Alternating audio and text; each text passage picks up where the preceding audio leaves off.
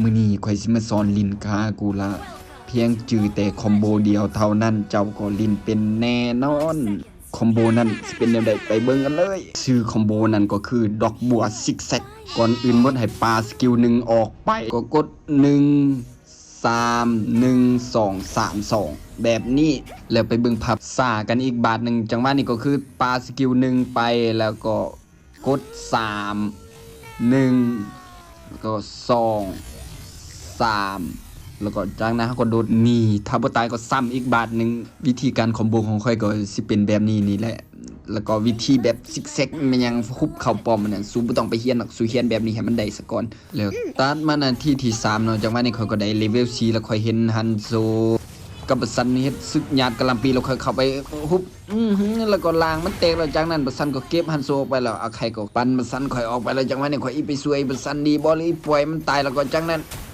ออกไปเอาพึ่งวอดยิงมันหนีแล้วก็หัวแล้วก็ถอยก่อนอุ้ยสิตายบ่แน่รอดไปได้ตัดมานาทีที่4ข่อยก็ได้กลับป้อมไปเติมมานาเราเห็นทันสู่ลงมาบัดดังกับมอดครัวแล้วจังหวะนี้ข่อยก็เปิดอันตีแล้วเข้าไปบ่ฮอดเลนลี่มันหนีไปได้ละอ้าวใครก็ห้าวแท้เขามาปั่นในป้อมได้อุ้ยแล้วปั่นก็ติดดันแล้วก็พึ่งวอดแน่ยิงยังบ่ตายโอ้ยเลือดติ้งเดียวนี่แน่เดลลี่เจ้าจังตายบ่เขายืนมาตัวหน้าตัวตาหนึ่งอันตีวิลเข้าไปหนึ่งเปิดอันตีแล้วก็ได้มา1คิวหลังจากนั้นข่อยก็ได้กลับป้อมไปเติมเลือดอย่างเราเห็นฮันโซมาไล่ขาบัดซันแล้วจากนั้นแล้วมีบัดดังตามน้ำกลติดแล้วจังหวะนี้แนวใดบัดซันข่อยก็ได้แต่เอาเลดดีมาแต่ใส่หลังจากนั้นเข้าไปเปิดอันตีเกมไม้1คิวแล้วก็อุ้ยโทรศัพท์เปียกหมดแล้วตันมาจังหวะนี้ข่อยก็ได้ไปเคลียร์เล่นกลางเราเบิ่งมาเล่นถึงเห็นอาใครเข้าไปปั่นบัดดังทั้งในแล้วจากนั้นบัดดังก็ถึงเลดลี่เซตหยอกไปแล้วจังหวะนี้ก็เอาเลดลี่เอางี้ยังมี1วิหลังจากมีอันตีแล้วเข้าไปแล้วก็กำลังอีกเข้าไปแต่ว่าถึงแมวของนาตายก่อนนาเอ้ยแล้วก็ตันมาจังหวะนี้ข่อยก็เกิดมาแล้วก็มาเคลียร์เล่นกลางเราเบิ่งไปทั้งตึงเห็นเลดลี่กับบัดดังเขากำลังนัวเนี่ยกันอยู่เลยจังหวะนี้เปิดอันติย้ายไปแล้วก็เข้าไปฮุบได้มาอีก2คิวนาสมนาเด้เดี๋ยวตันมาจังวันนี้ค่อยกับบัดซันก็มาตีป้อมแตกแล้วก็เบิ่งเข้าไปตั้งเห็นบักกูกับฮันโซอยู่หันแล้วจังหวะนี้มาลี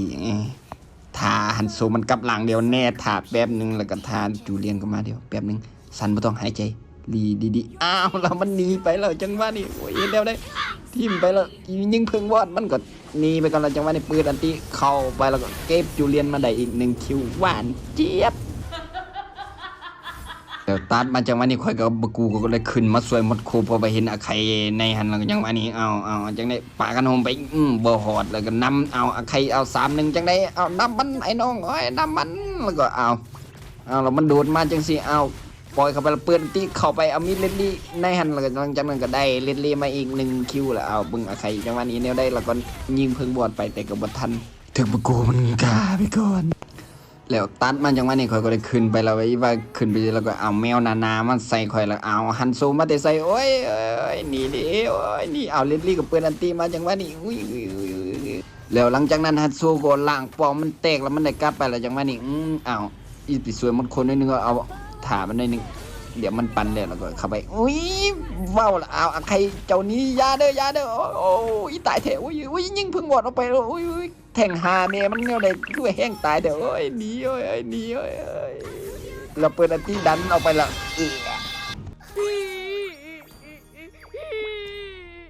แล้วหลังจากนั้นเขาก็ได้เกิดเรายังดุมขึ้นมาทึ่งๆเลยเห็นเลดลี่บางๆงั้นเขาว่าเปิดทึกนานเป็นแม่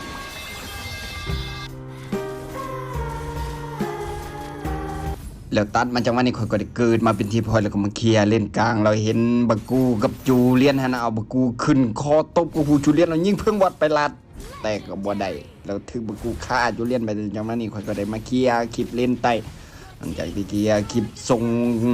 มินเนี่ยนเข้าป้อมแล้วจากนั้นข่อยก็มาเล่นกลางมาส่งมินเนี่ยนไปอีกรอบนึงนะจากนั้นเคลียร์คลิปแล้วเอาหันโซมาเดใส่เราจังหวะนี้ไว้ปล่อยดอกไม้ใส่มันแต่ว่าบ่ถึกแต่ถึกบ่ดังแทนนั้นจังว่านี่ใครก็เข้ามาแล้ว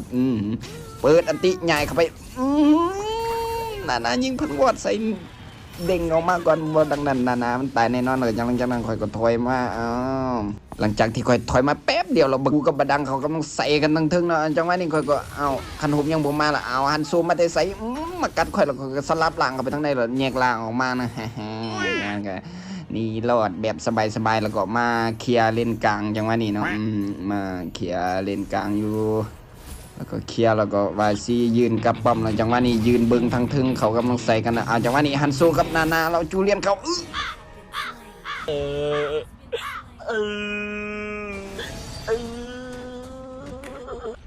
แล้วตันมันจังหวะนี้เขาก็ได้เกิดมาอีกบาทหนึ่งแล้วก็ย่างไปเห็นบักกูกับไข่กับเลนลี่เขาอยู่ในกันใส่กันยับแล้วจังหวะนั้นเขาก็เปิดตีเข้าไปแล้วก็อุ้ยถึงแมวนาเข้าไปบ่ได้แต่ว่าก็ดาเมจเขาก็หลายสมควรจังหวะนี้ก็เก็บนามาอีกดึงคิวเนาะจังหวะนี้ก็คือสิบ่มีประเด็นหยังแล้วก็เลยกวนกันไปกวนกันมาแถวนี้ตัดมาในนาทีที่16เนาะจังหวะนี้เขาก็เห็นบักกูอยู่หั่นแล้วก็จังหวะนี้เข้าไปแล้วอันตียังก็ยังบ่มีแล้วใครแล้วก็จังหวะนี้ยับเข้าไปแล้วก็ใครปั่นบักกูค่อยติดกำแพงแล้วจังหวะนี้โอ้ยใครอีกเจ้าเก่าเจ้าเดิมแล้วจังหวะนี้สินำมาเก็บไข่อีกบ่อันไหนอย่าได้ใครเปิดอติดีแล้วก็เปิดอติเก็บมันมาได้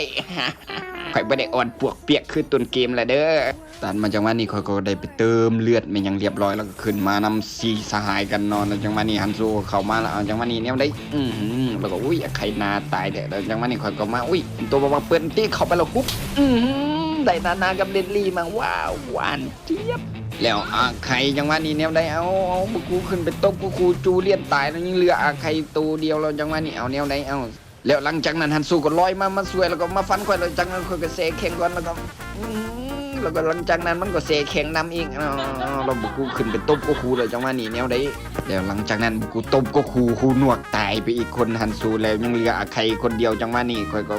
คายเสกแข่งทิมแล้วก็ซื้อดูดเลือดจังหวะนี้ข่อยก็ปาสกิล1 2 3แล้วก็สานหน้าอีกแล้วอยากสิเว้าลายนะเว้าลายเนี่ยมันเจ็บคอนะ